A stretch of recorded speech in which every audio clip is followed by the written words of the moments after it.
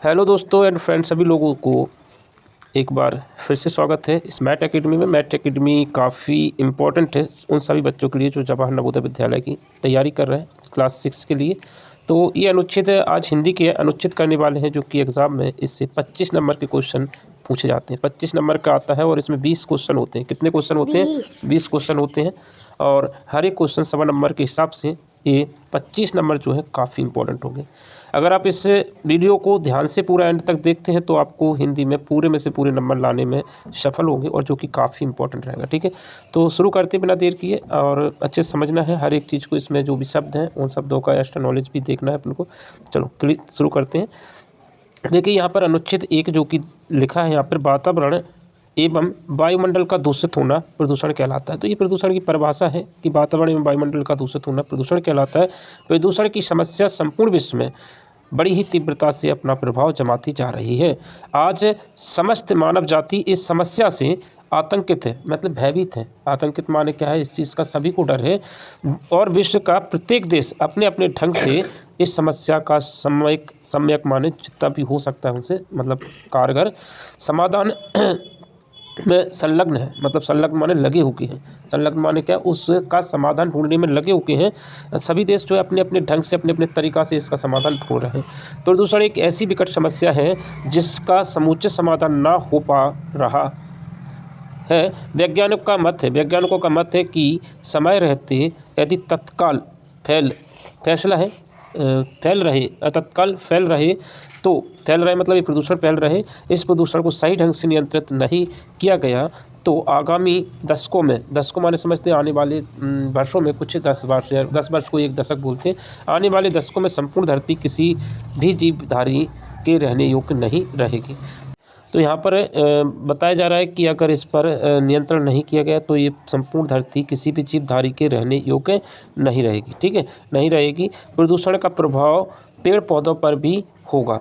यह सस्य श्यामला माने कि हरी भरी जो धरती है वो विकृत पौधों के कारण अपनी संपूर्ण सुंदरता और उपदेयता खो देगी। मतलब जो उसकी सुंदरता वो भी खत्म हो जाएगी। धीरे धीरे पेड़ पौधों भी नष्ट हो जाएंगे। अगर प्रदूषण बढ़ा तो बहुत सारी समस्या हो जाएंगे। अगर इसका समाधान सब अपने अपने देश से अपने अपने हिसाब से सभी देश है इसका समाधान ढूंढ रहे हैं। तो पैराग्राफ ज़्यादा टफ नहीं है, इसको ध्यान से पढ़ा, जिस तरह से पढ़ना चाहिए उसको कम से कम 2 बार रीड कर लेना चाहिए, है ना, और आपको तभी समझ में आएगा। चलो देखते हैं इसको। एक बार रीड इसको आप उस समय करें जब इसको पूरा पढ़ लें, उसके बाद इस क्वेश्चन को पढ़ते हैं, उसके बाद इस क्वेश्चन का आंसर ढूंढने के लिए इसे एक बार रीड और करना रहता है प्रति क्वेश्चन के हिसाब से। ठीक है, मानव जाति को आज कौन सी समस्या भयभीत कर रही है? कौन सी समस्या भयभीत कर रही है? देखिए, वातावरण की प्रदूषण की समस्या भयभीत कर रही है। क्या कर रही है? प्रदूषण की समस्या हर एक को क्या कर रही है? आतंकित कर रही है, भयभीत कर रही है। बढ़ते प्रदूषण की समस्या संपूर्ण विश्व को क्या कर रही है? तीव्रता प्रभाव छोड़ रही है। समस्त मानव जाति को क्या कर रही है? आतंकित या भयभीत कर रही है। तो आतंकित माने क्या है? उससे डर लग रहा है लोगों को, है ना। तो ये इसका पहला आंसर क्या हो जाएगा? पहले क्वेश्चन यानी 61वां क्वेश्चन दिख रहा है, पर ये हिंदी के पैराग्राफ का पहला क्वेश्चन है ना। अगला क्वेश्चन देखिए।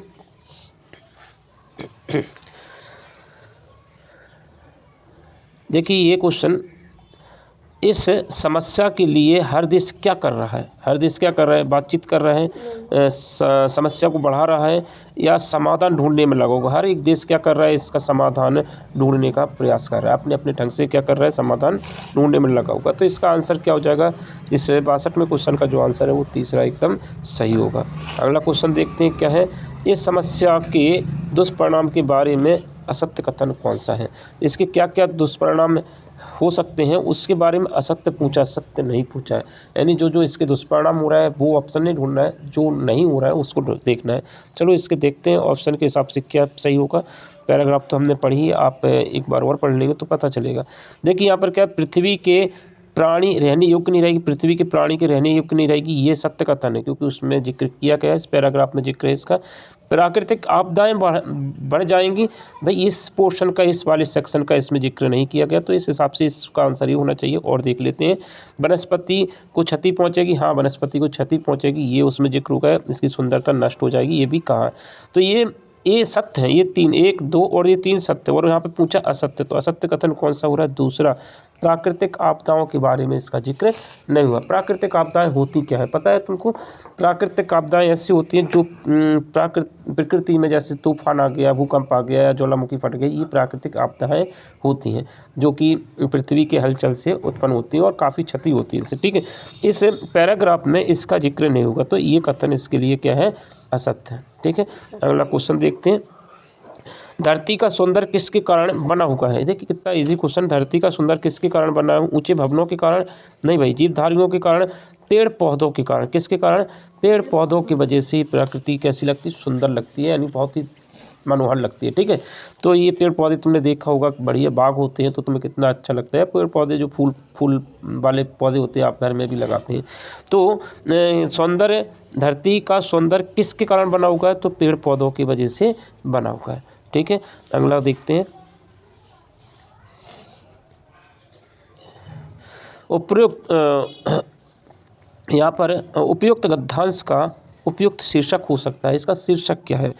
क्या है? धरती का सौंदर्य, धरती का सौंदर्य, धरती की सुंदरता, विकट समस्या या प्रदूषण का एक विकट समस्या। तो इसका ये है चौथा आंसर। कौन सा हो जाए? प्रदूषण की विकट समस्या। इससे गद्यांश में इसी के बारे में जिक्र होगा। तो कि गद्यांश जो होता है उस पैराग्राफ में किस चीज़ के बारे में जिक्र किया है और उसको किसके ऊपर लिखा गया है? तो ये प्रदूषण की एक समस्या के ऊपर लिखा गया है। तो इसका शीर्षक भी क्या होगा? प्रदूषण की विकट समस्या। तो इस तरह से इसके जो सारे क्वेश्चन हमने टिक किए, इसी तरह से आपको अगर पैराग्राफ समझ में आएगा तो आपके सारे क्वेश्चन सही हो सकते हैं। अगला पैराग्राफ देखते हैं। एक पैराग्राफ में 5 क्वेश्चन होते हैं। अगला देखते हैं क्वेश्चन, पैराग्राफ देखते हैं और पढ़ते हैं उसको। देखिए पैराग्राफ अनुच्छेद 2, इसको पढ़ते हैं। बाबा भारती और खड़क सिंह अस्तबल पहुँचे। अस्तबल होता क्या? अस्तबल उस स्थान को कहते हैं जहाँ पर घोड़ों को बांधा जाता है, ठीक है। अस्तबल पहुँचे। बाबा ने अपने घोड़े सुल्तान, घोड़ा यानी जो सुल्तान था, घोड़ा सुल्तान को दिखाया और घमंड से खड़क सिंह ने, मतलब बाबा भारती ने अपने घोड़े को कैसे दिखाया? एक घमंड से दिखाया। और खड़क सिंह ने घोड़ा देखा आश्चर्य से, बहुत ही आश्चर्य से देखा, क्योंकि उसने कभी ऐसा घोड़ा नहीं देखा था। उसने सहस्त्रों घोड़े देखे थे, परंतु ऐसा बांका माने एक अनोखा घोड़ा उसने आंखों में अभी तक नहीं गुजरा था। मतलब ऐसा एक भी घोड़ा नहीं देखा था, इतना स्पेशल ये घोड़ा था, अलग ही दिख रहा था। तो इस तरह का घोड़ा उसने नहीं देखा था। तो उसने क्या, जो खड़क सिंह था उसने इसे आश्चर्य से देखा। आगे पढ़ते हैं। कभी ना गुजरा था, उसकी आंखों से कभी ना गुजरा था। उसने सोचने लगा, भाग्य की बात है, ऐसा घोड़ा खड़क सिंह के पास होना चाहिए था। इस साधु को ऐसी चीज़ों से क्या लाभ है? साधु के पास ये घोड़ा क्या करेगा? उसके मन में लालच आ रहा है। कुछ देर तक आश्चर्य से चुपचाप खड़ा रहा। इसके पश्चात उसके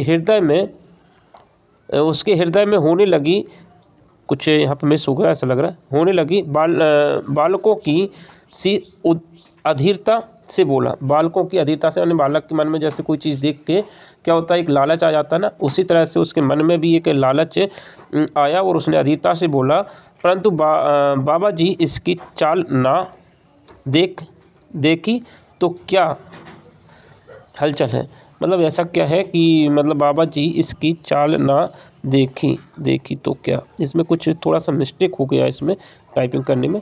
आगे पढ़ते हैं थोड़ा सा, 2 बार हो गया देखी। मतलब उस बाबा जी इसको क्या है, यहाँ पर ये कहना चाहे बाबा जी उसकी चाल को, इसकी हलचल को नहीं समझ पाए ना, कुछ इस तरह का मानते हैं। अभी देख लेंगे इसको। बाबा जी मनुष्य ही थे, अपनी वस्तु की प्रशंसा दूसरे के मुख के लिए उनका हृदय अधीर हो गया। मतलब वो अपने घोड़े की प्रशंसा सुनना चाहते थे, इसलिए क्या है वह चाहते, इसलिए उसने उनको दिखाया और अपने घोड़े की क्या चाहते थे? प्रशंसा सुनना चाहते थे। घोड़े को खोलकर बाहर गए। घोड़ा वायु वेग से उड़ने लगा। वायु वेग से उड़ने का मतलब ये नहीं पंख नहीं लगे उसको, वायु वेग माने बहुत तेज़ी से दौड़ने लगा वो, ठीक है। उसने क्या, घोड़े को बाहर निकाला और मतलब वो बहुत तेज़ी से भागने लगा। उसकी चाल देखकर खड़क सिंह के हृदय में सांप लौटने लगा। सांप लौटना माने क्या होता है? उसके हृदय में क्या हो गया? सांप लौटने लगा, मतलब क्या होता है? ईर्ष्या होने लगी कि एक तरह से किया सांप लौटता है, कुछ इस टाइप का एक कहावत होती है। तो उसे क्या, थोड़ा सा घोड़े को देखकर उसके मन में एक लालच भी आया और उस लालच की वजह से उसके मन में क्या है, थोड़ा सा उसको चाहत बढ़ गई है पाने की। यह डाकू था, यह क्या, यह डाकू था जो वस्तु उसे पसंद आ जाए, मतलब डाकू था तो वह जो वस्तु उसे पसंद आ जाए उस पर वह अपना अधिकार समझता था। मतलब डाकू की प्रवृत्ति है, डाकू की प्रवृत्ति क्या है, जो चीज़ पसंद आ गई वह उस पर अपना अधिकार समझता था। उसके पास बाहुबल था, ताकतवर था और आदमी थे। जाते जाते उसने कहा, बाबा जी मैं यह घोड़ा आपके पास ना रहने दूंगा। मतलब भाई जाते जाते क्या बोला कि यह घोड़ा मैं आपके पास ना रहने दूंगा। देखिए ये कहानी काफ़ी पहले पढ़ी है 5वीं कक्षा में, ये कहानी छोटे बच्चों की उसमें किताब में लिखी रहती है बाबा भारती की, ठीक है।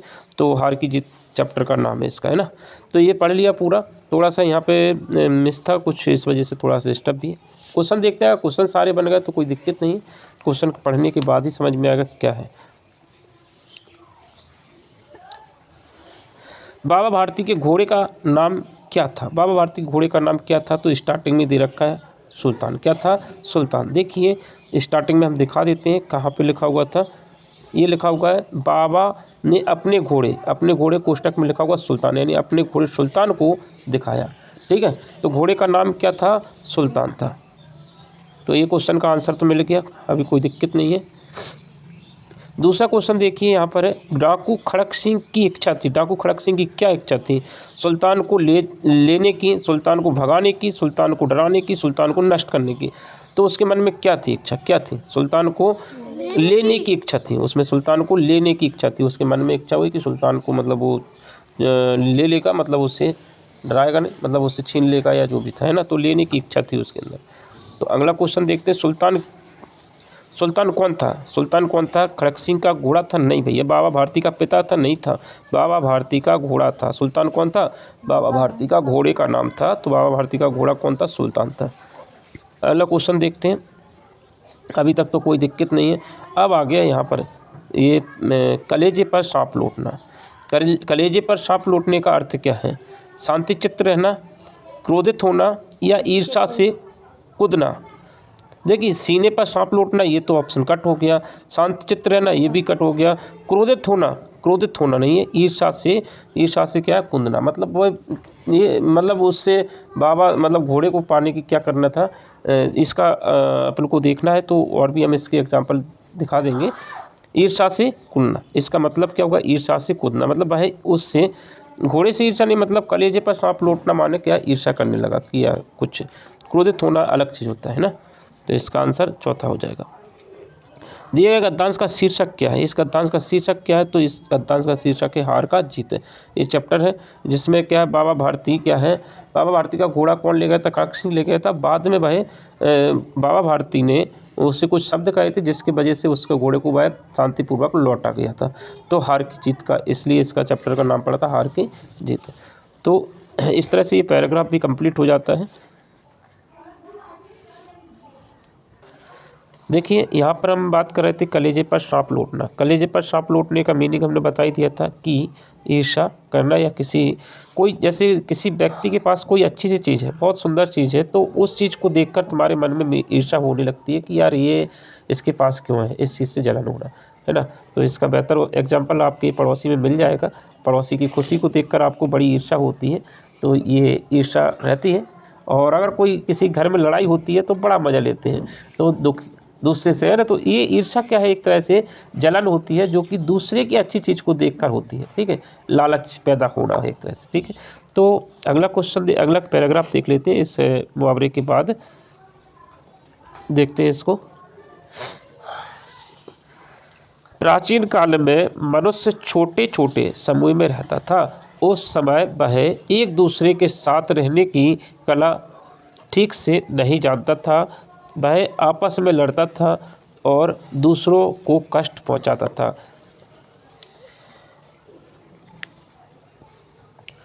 दूसरों को कष्ट पहुंचाता था। यह भी बात सही है कि वह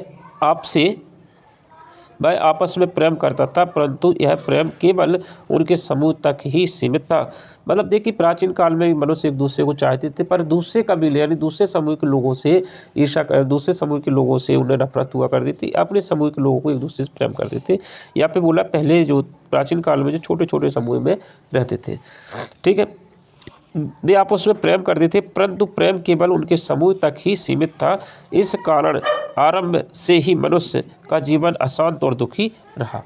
पहले लोग आपस में क्यों लड़ते थे? राजा एक दूसरे से लड़ाई करते थे, देखिए शांति से जीवन व्यतीत नहीं करते थे।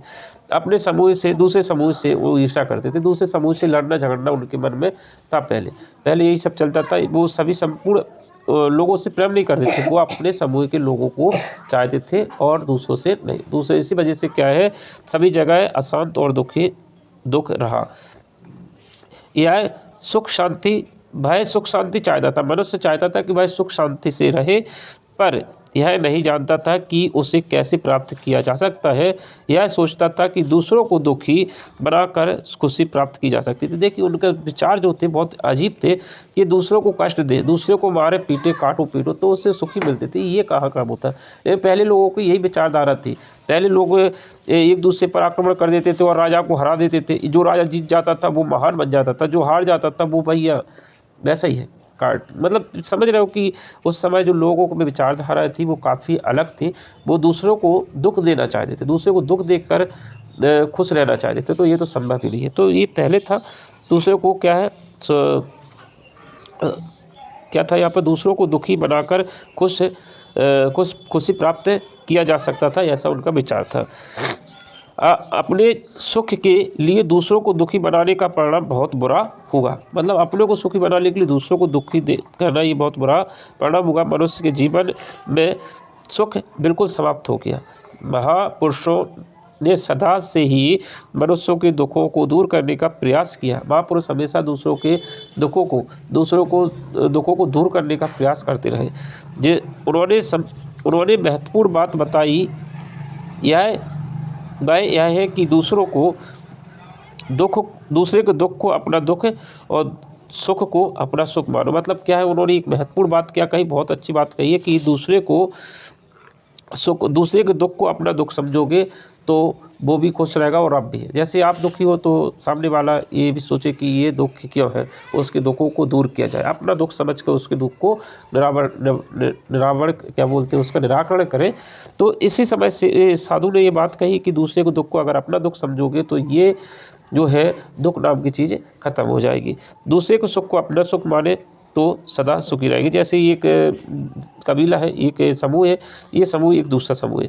अगर ये समूह दुखी है, ये दूसरा वाला समूह दुखी है, तो भाई इसकी मदद कर सकता है, तो ये भी खुश हो जाएगा और इसे भी खुशी मिलेगी। मतलब दूसरे को दुख को अपना दुख समझेंगे तो भाई उसकी क्या करेगा, मदद करेगा।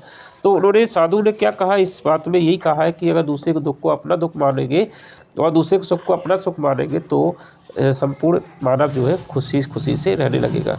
पर यहाँ पे इस पैराग्राफ में प्राचीन काल की जो व्यथाएं बताई है, लोग दुखी का मेन कारण बताया वो था कि दूसरों को दुखी देकर, दूसरों को कष्ट देकर खुद खुश रहना। जैसे ये दो कबीले हैं या दो समूह है, ये दोनों अलग अलग खुश रह रहे थे, ये भी खुश था ये भी खुश था, पर इसने क्या कर दिया, इसको दुखी कर दिया, इसको क्या कर दिया, इसके मारपीट कर दिया, इसके सुख को छीन लिया, इसने अपने सुख को बढ़ाने के लिए इसके सुख को छीन लिया। तो ये क्या है, ये थोड़ा सा आतंक अचित था। ठीक है, अगला देखते हैं इसको। प्राचीन समय में मनुष्य किस प्रकार रहता था, समूह बनाकर रहता था। कैसे रहता था? प्राचीन काल में बस्तियाँ नहीं थी, प्राचीन काल में मनुष्य समूह के उसमें रहता था। तो ये एकदम सत्य है इसका। अगला देखते हैं। प्रारंभ से ही मनुष्य का जीवन रहा है, कैसा रहा? संघर्षपूर्ण रहा है। शुरू से ही कैसा रहा? नहीं, ये प्रारंभ से मनुष्य का जीवन रहा है, इसको देख लेते हैं। ऊपर ये अशांत और दुखी रहा है, कैसा रहा? प्रारंभ में अशांत और दुखी रहा है, ये वाला सही है। ठीक है, इसको देख लेते हैं, ऊपर लिखा भी है इसको। प्रारंभ में मनुष्य का जीवन कैसा था? अशांत और दुखी था। कहाँ पे लिखा हुआ? ये लिखा हुआ है, मनुष्य का जीवन अशांत और दुखी रहा। प्रारंभ की बात है, स्टार्टिंग में धीरे धीरे उसने समस्या मतलब उन चीज़ों को दूर किया। तो इसका जो आंसर आएगा वो क्या आ जाएगा? मनुष्य कैसा था? अशांत और दुखी था। मनुष्य क्या चाहता था? मनुष्य सुख शांति प्राप्त करना चाहता था। मनुष्य शुरू से क्या चाहता था? सुख शांति चाहता था। धनवान नहीं, सब चीज़ें कट रही है, इसका जिक्र हुआ ही नहीं। वह क्या चाहता था? सुख शांति प्राप्त करना चाहता था, पर उसे पता नहीं था कि इसे प्राप्त कैसे किया जा सकता है। लेकिन वहाँ पर साधु ने बड़ी बातें कही थी, उसके हिसाब से ये वह क्या चाहता था? सुख शांति प्राप्त करना चाहता था शुरू से ही।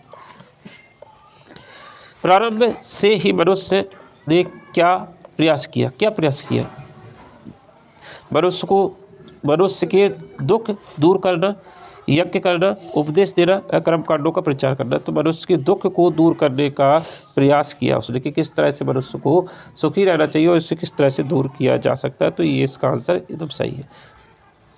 प्रारंभ का उल्टा क्या होता है? अंत, यानी समाप्त है। क्या हो जाएगा? समाप्त है।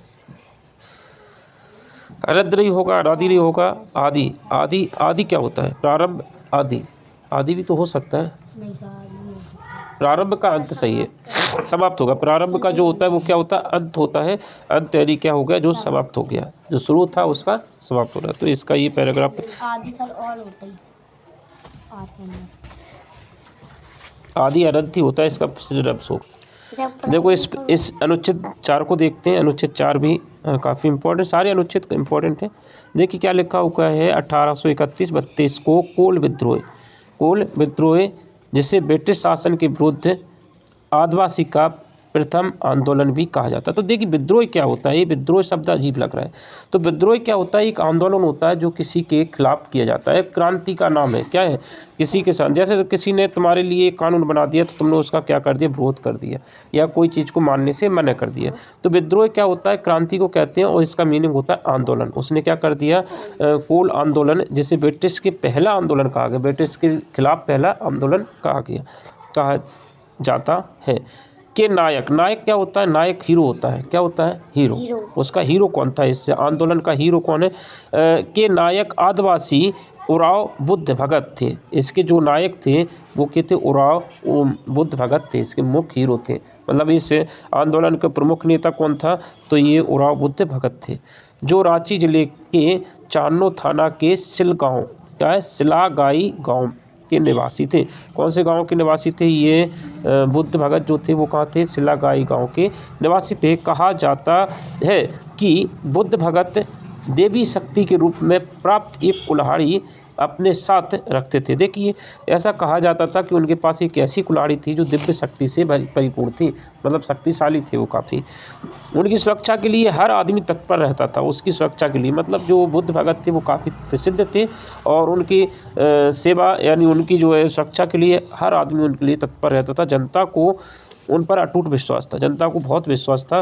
ब्रिटिश शासन के विरुद्ध बुद्ध भगत को जिंदा या मुर्दा पकड़ने के लिए 1000 रुपये पुरस्कार की घोषणा कर दी थी। देखिए अंग्रेजों ने क्या सोचा कि यार ये जो नेता है इसको जिंदा या मुर्दा पकड़ने के लिए 1000 रुपये का इनाम भी रख दिया, लेकिन कोई भी इस पुरस्कार को प्राप्त करने का लालची ना था, पर इसे कोई प्राप्त नहीं करना चाहता था। इससे बुद्ध भगत पकड़ने की जिम्मेदारी किसे सौंपी गई? कैप्टन इम्पे को सौंपी गई। ये जो बुद्ध भगत पकड़ने की जिम्मेदारी किसे सौंपी गई? कैप्टन इम्पे को सौंपी गई, जिन्होंने क्या उसे पकड़ने के लिए 1000 रुपये का पुरस्कार भी रख दिया कि ताकि आसानी हो। चलो इस पैराग्राफ को पढ़ तो लिया काफ़ी अच्छे से, इसके सॉल्व करते हैं क्वेश्चनों को। अगर तुम पैराग्राफ को इस तरह से समझ सकते हो तो क्वेश्चन गलत नहीं होंगे। चलो देखते हैं। आदिवासियों का प्रथम आंदोलन किस विद्रोह से जाना जाता था? देखिए बहावी विद्रोह, भाई जिक्र नहीं हुआ है तो क्यों कहे? कोल विद्रोह के नाम से जाना जाता था। जो प्रथम आंदोलन था वो उसे क्या कहा है? कोल विद्रोह। कोल एक आदिवासियों का एक समूह था जिससे कोल विद्रोह, कोल मतलब क्या है? एक समूह का नाम है ना। तो पहला जो था वो कोल विद्रोह के नाम से जाना जाता। चलो इसको पैराग्राफ में भी दिखा देते हैं कि ये इसका जिक्र कहाँ हुआ। तो देखिए स्टार्टिंग में हुआ था, कोल विद्रोह के आंदोलन भी कहा जाता है। तो ये कोल विद्रोह के एक आंदोलन था, ठीक है, प्रथम आंदोलन। दूसरा देखते हैं क्वेश्चन, कोल विद्रोह के नायक कौन थे? देखिए कोल विद्रोह के नायक बिरसा मुंडा थे, इसमें जिक्र हुआ था? नहीं भैया, नेल्सन मंडेला, बुद्ध भगत थे। देखिए कितना सरल था। कोल विद्रोह के जो नायक थे वो कौन थे? नायक माने हीरो, नायक माने क्या है? हीरो यानी एक्टर। जो एक्टर थे वो कौन थे? बुद्ध भगत थे। अच्छा इसका तो पहले जिक्र हुआ था। देखो ये लिखा हुआ है बुद्ध भगत नायक कौन थे, यहीं पे लिखा हुआ है, ये लिखी हुई लाइन, नायक आदिवासी बुद्ध भगत थे। अगला क्वेश्चन देखते हैं। बुद्ध भगत किस गांव के निवासी थे? भाई देखिए, बुद्ध भगत किस गांव के निवासी थे? तो शिलाबाई गांव के निवासी थे। इसका देखिए, गुमला भाई जिक्र नहीं हुआ, झिलागाई नहीं हुआ जिक्र, बिशनपुरा भाई बिशनपुरा का हुआ है जिक्र, लेकिन शिला गांव के निवासी थे। गांव की बात करें तो कौन से गांव के निवासी थे? शिला गांव के निवासी थे। देखो ये लिखा हुआ है, कहाँ गया? ये रहा, शिला गांव के निवासी थे। बिशनपुरा का इसमें जिक्र ही नहीं हुआ है ना। तो बुद्ध भगत जो थे वो कहाँ के थे? शिला गांव के निवासी थे। आगे देखते हैं, ये 2 क्वेश्चन है और बच्चे हैं। तत्पर का पर्यायवाची क्या? तत्पर माने क्या होता है? तत्पर माने तुरंत, तत्पर है, कोई भी काम करने के लिए तैयार होना। तो तत्पर का जो पर्यायवाची होता है वो तैयार होना। क्या होता है? तत्पर होना या तैयार होना, या उद्धत होना। कैसा होता है? उद्धत उसी को बोलते हैं जो कि किसी भी कार्य को करने के लिए तत्पर है, मतलब एकदम तैयार है, बोला वो तैयार है। तो इसका जो सिनोनिम्स है, इसके जो पर्यायवाची है उसका मतलब क्या? उद्धत, या इसकी जगह पे तत्पर भी हो सकता था। इसके लिए हमने अलग से भी इसके 2-3 पर्यायवाची लिखे हुए हैं। देखिए जैसे यहाँ पे लिखा होगा, देखिए क्या लिखा हुआ है? तत्पर शब्द के पर्यायवाची तैयार, उद्धत या मुस्तैद भी हो सकता है। ठीक है, ये इसके मुख्य पर्यायवाची शब्द है किसके? तत्पर के हैं। इसी तरह से देखिए, तत्पर के बाद नायक का विलोम क्या होता है? तो नायक माने क्या? हीरो। नायक माने क्या होता है? हीरो। तो इसका उल्टा क्या हो जाए? हीरोइन। मतलब समझ रहे हो, नायिका, एक्टर और एक्ट्रेस है ना। तो एक तो नायिका हो सकती थी, इसका विलोम उल्टा। हीरो का क्या? नायक का क्या हो जाए? नायिका उल्टा हो सकता है। या नायक माने हीरो होता है, तो हीरो का उल्टा क्या होता है? विलन। क्या होता है? विलन। देखा है? खलनायक बोलते हैं, मैं नायक नहीं हूँ, क्या हूँ? खलनायक हूँ। गाना सुना होगा तुमने, नायक नहीं मैं खलनायक, मतलब मैं हीरो नहीं हूँ, मैं तो डाकू हूँ, गुंडा हूँ। तो खलनायक जो होता है वो होता है डाकू, यानी लुटेरा जो भी था, गुंडा था, या ठीक है। तो इसका जो नायक का उल्टा खलनायक होगा। नायक का क्या है? नायक का उल्टा हो जाएगा खलनायक, और ये सब चीज़ें हट जाएंगी। या अगर खलनायक नहीं होता तो नायिका भी दे देते, तो ये नायिका भी होता है ही नहीं। फिलहाल इसको याद रखना पड़ेगा कि इसके क्या क्या, क्योंकि जो विलोम शब्द होते हैं और पर्यायवाची शब्द एक से अनेक होते हैं। विद्रोह जैसे कि हमने बताया था, विद्रोह क्या है? आंदोलन और क्रांति को कहते हैं। ठीक है, इसका अर्थ हमने जो स्टार्टिंग में बता दिया था। विद्रोह का मीनिंग क्या होता है? किसी का विरोध करना है, किसी का क्या करना? आंदोलन करना, क्रांति करना। तो इस तरह से हमने देखा कि इस 4 पैराग्राफ में कुछ ना कुछ आपने ज़रूर सीखा होगा। काफ़ी इंपॉर्टेंट थे ये पैराग्राफ भी, और एग्ज़ाम में इसी तरह के पैराग्राफ एग्ज़ाम में भी पूछे जाते हैं। चलो, thank you for watching this video, and next video में फिर मिलेंगे। तब तक के लिए बाय बाय, टाटा।